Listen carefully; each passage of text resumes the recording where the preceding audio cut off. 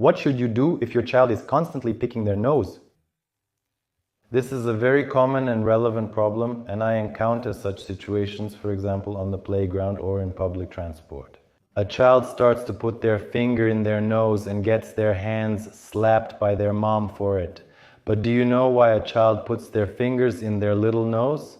There are certain reasons for this, and if you eliminate these reasons, the problem will go away on its own. This isn't just some habit, it's a problem, and picking the nose is a manifestation of this problem.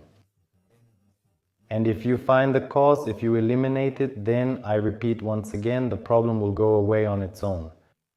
What are the reasons why a child picks their nose? This is first of all dryness, boogers, crusts in the nasal cavity, and irritation of the mucous membrane. Therefore, the first thing we should do when faced with this problem is to moisturize the mucous membrane and take care of its humidity. The main thing is to monitor the temperature and humidity levels in your homes. The temperature should not be more than 24 degrees, ideally 20 to 22, and the humidity should not be less than 50%. We moisturize the mucous membranes with the help of sea sprays, that is, sprays with seawater, or saline solution which you can pour into an empty nasal bottle. Spray it on the mucous membrane 2-3 times daily. Don't rinse, just moisten, 1 spray per nostril. The next thing you can use to relieve dryness of the nasal mucosa is special oils that are safe to use as nasal drops. There is such an oil, or homeopathic oils based on thuja. Such oils are instilled 1 or 2 drops into each nostril 3 times a day for example, 7 days. Next, we evaluate the result. If we see that the child has stopped picking their nose, stopped putting their hands in their nose, that's great. Periodically, if dryness occurs or if these nose-picking movements appear again, we return to this method. If that doesn't help, you can try Methyluracil ointment. It's inexpensive, just a few cents, but it restores the nasal mucosa very well, removes crusts, and strengthens the immunity of the nose. You can apply the ointment with a cotton swab, squeeze a little onto the swab and spread it inside one nostril, then inside the other, but not deeper than ½ centimeter. Twice a day, also for a week, then we evaluate the result.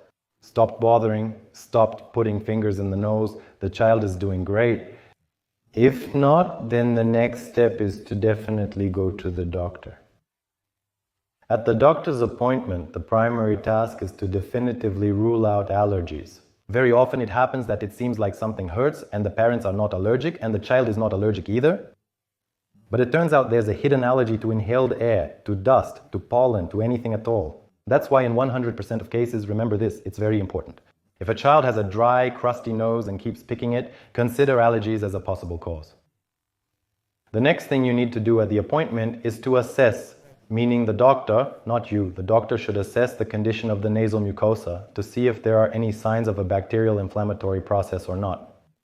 For preschool-aged children, it is crucial to examine the adenoids, the protective tissue of the nasopharynx, to assess for inflammation. If adenoiditis is present, it must be addressed accordingly. For school-age children, we also rule out sinusitis and problems with the nasal sinuses by doing an X-ray or ultrasound of the nasal sinuses. To sum up, if a child puts their finger in their nose, we moisturize and soften the mucous membrane and try to find the cause. We rule out allergies, we rule out adenoiditis in preschool children, and we rule out sinusitis in school-age children.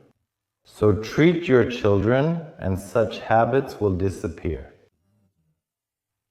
I wish you good health and a great day. See you. Bye.